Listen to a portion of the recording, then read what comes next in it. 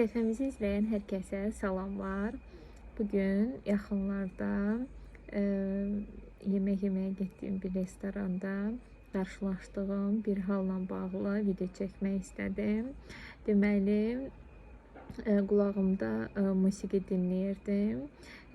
Mənlə paralel masada bir ana ilə qız əyləşmişdi. Qulağım onların dialoqunu eşitdi. Ana sərt şəkildə qızına deyirdi ki, sən səhv edə bilməsən, sənin səhv etmək kimi bir şansın yoxdur.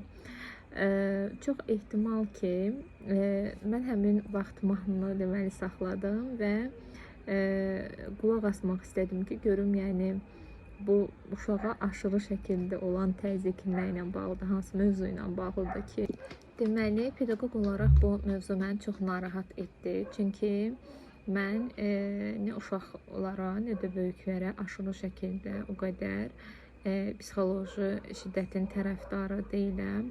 Hələ-hələdəki cəmiyyət içində, hələ-hələdəki yeniyetməlik dönəmində olan bir belə deyək xanıma o cür hiss etdirmək heç kəsin haqqı yoxdur. Nə valideynin, nə də ki müəllimin.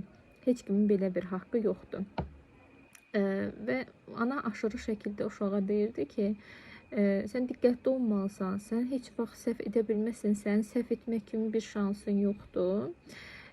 Sözdə yəni bunlar yemək yeməyə gəlmişdilər.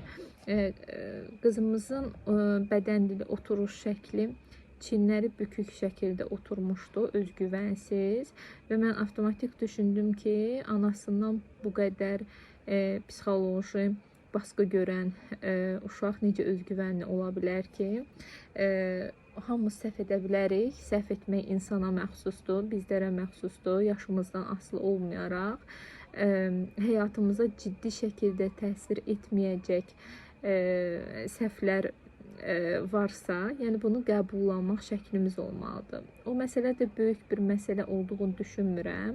Nəyisə unutmuşdu qız sadəcə. Dedi ki, mənim diqqətimdən yayındı ana. Sakit şəkildə deyir. Ana aşırı şəkildə deyir ki, yox, sən diqqətindən yayılmamalıdır, sən səhv etmək kimi bir şansın yoxdur. Mən düşündüm ki, ana orada öz anasından çox ehtimal ki, gördüyü davranışı təkrarlayır, amma nəzərə alsaz ki, valideyn olaraq sizin övladınıza qarşı o şəkildə münasibətiniz irəliləyən zamanlar üçün demək ki, o uşaqda özgüvən hər zaman problem olmuş olacaq və o bir ömür əgər psixoloqa gedib bu prosesi işləməsə, bu baskını işləməsə, bu travmanı işləməsə, bir ömrü boyu hər kəsə yaranmağa çalışacaq, özün yox, həmişə ətrafın fikrinə daha çox önəm verəcək ki, görəsən ətrafdan mənim davranışlarım necə qiymətləndiriləcək və səhvi düzü ətrafın fikrinə görə araşdırmış olacaq. Yəni ana orada istəsə də ki, uşağa diqqətli olmağı öyrətsin. Tam əksinə deməli örnək öyrətmiş olur. Hansı ki, orada ana sadəcə qızına desədi ki, qızım, sən o etdiyin səhvin nəticəsi bu oldu. Sakit şəkildə yanaşsaydı, mən sən başa düşürəm, sən də bunu etmək istəməzdin, amma nəticəsi bu oldu. Gələn dəfə çalış daha diqqətli ol. Bu diqqətsizlik başqa özünə ziyan verəcək hadisələrə də gətirib çıxarda bilər. Bu şəkildə desəydi, uşaq üçün inanın ki, daha faydalı olardı. Sonrasında nə baş verdi? Artıq mənim fikrim qalıbdı uşağın özünü hiss etməsində. Dediyim kimi bir pedaqoq olaraq mən çox diskomfort təsir elədi. Hətta mən yaxınlaşıb anaya da nəsə demək istəyirdim. Sadəcə necə deyim, düşündüm ki, qayıdıb deyəcək ki, yəni uşaq mənim uşağımdır, sizə nə var, mən bilərəm, onun səhvi nədir, düzü nədir, mən öyrədirəm. Bir tərəfdən haqlı sayıla bilər, amma digər tərəfdən haqlı deyildim. Sonrasında nə oldu? Dediyim kimi, bunlar yemək yeməyə gəlmişlər. Uşağın burnundan gəldi, yediyi nə idisə və uşaq yeməyin bitirməmiş. Bu arada qardaşı da vardı. Qardaşı sonradan gəldi masaya. Qardaşın yanında olmadı bu söhbət. İkisinin arasındaydı, amma mən və ətrafda çox yaxın oturanlar eşidəcək səviyyədə danışırdı ananın səs tonu. Qız yeməyin bitirməyibdi.